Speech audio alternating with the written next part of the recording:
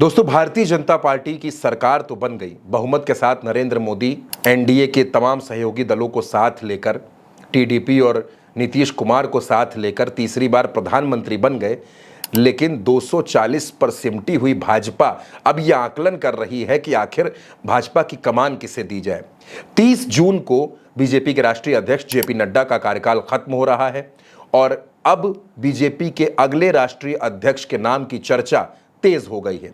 कई नाम ऐसे हैं जो सुर्खियों में रहे, चाहे विनोद तावड़े का नाम हो, सुनील बंसल का नाम हो, अनुराग ठाकुर का नाम हो, स्मृति ईरानी का नाम हो, लेकिन इन सबके बीच एक ऐसा नाम आ गया है जो बेहद चौंकाने वाला है। दरअसल इन दिनों कई खबरें आई कि आरएसएस बीजेपी से नाराज है। आरएसएस और भारतीय जनता पार्टी के नेताओं के बीच तालमेल ना के बराबर है।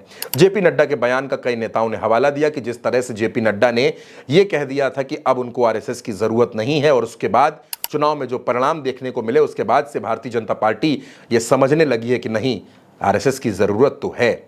और अब इसीलिए कहा जा रहा है कि आरएसएस की पसंद से ही राष्ट्रीय अध्यक्ष बनेगा। और इस लिस्ट में सबसे ऊपर नाम चल रहा है केंद्रीय मंत्री नितिन गडकरी का।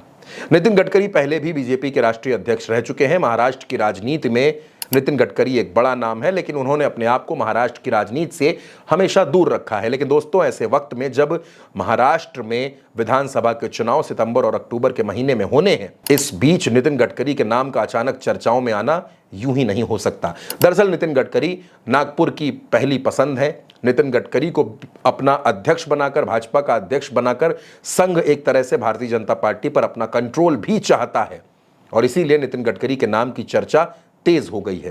दोस्तों, जिस तरीके से पिछले कुछ दिनों में नितिन गडकरी का रवैया देखने को मिला है, नितिन गडकरी की जो बॉडी लैंग्वेज रही है, उसको देखकर ये अनुमान लगाए जा रहे थे कि नितिन गडकरी कुछ अलग तेवर में है, कुछ अलग मूड में है। और अब ऐसी खबरें आ रही हैं कि नितिन गडकरी भारतीय जनता पार्टी के राष्ट्रीय अध्यक्ष हो सकते हैं, क्योंकि आने वाले वक्त में कई राज्यों में विधानसभा का चुनाव होना है, जिनमें महाराष्ट्र है, झारखंड है, बंगाल है, और कुछ वक्त में बिहार का चुनाव भी होना है। ऐसे में नितिन गडकरी को कमान देकर भारतीय जनता पार्टी हो या आरएसएस हो, ये दोनों महाराष्ट्र को एक मैसेज देना चाहते हैं कि राष्ट्रीय स्तर पर उन्होंने महाराष्ट्र का सम्मान किया है। महाराष्ट्र में जो प्रदर्शन रहा है बीजेपी का, यानी कि जो महायुति का जो प्रदर्शन रहा है, जिसमें तमाम सहयोगी दल भी हैं, एकनाथ शिंदे हैं, अजीत पवार हैं, रामदास अठावले हैं, जिसमें राज ठाकरे हैं।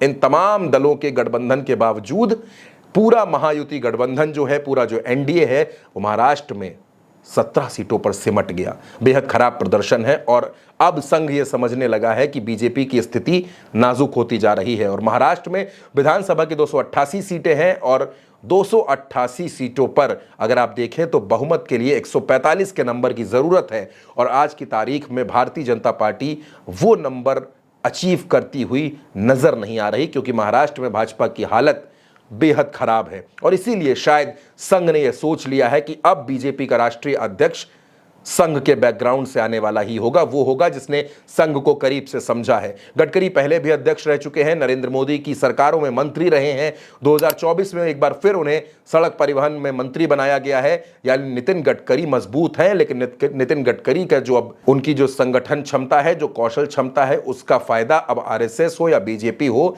राष्ट्रीय स्तर पर लेना चाहता है। और इसीलिए नितिन गडकरी का नाम राष्ट्रीय अध्यक्ष के तौर पर सबसे आगे चल रहा है। रेस में कई और नाम हैं, लेकिन नितिन गडकरी आज की तारीख में वो नाम जिसके साथ आरएसएस भी सहमत है, और बीजेपी के अंदर भी तमाम नेता नितिन गडकरी के नाम पर कोई विरोध नहीं करेंगे। इस बात को संघ भी जानता है, और इसीलिए नितिन गडकरी का नाम बहुत तेज चल रहा है। तो दोस्तों, क्या लगता है आपको, क्या नितिन गडकरी वाकई भारतीय जनता पार्टी के अध्यक्ष हो सकते हैं? और अगर नितिन गडकरी भाजपा के अध्यक्ष बनते हैं तो जो नरेंद्र मोदी और अमित शाह के दौर वाली बीजेपी कही जाती है, भाजपा में मोदी और शाह की उतनी चलनी बंद हो जाएगी? क्या है आपकी राय, क्या है आपके सवाल? कमेंट बॉक्स में हमें जरूर बताइए। हमें आपकी राय का और आपके सवालों का इंतजार रहता है। फिलहाल के लिए मुझे दीजिए इजाजत। मेरा नाम चंद्रकांत है। नमस्कार।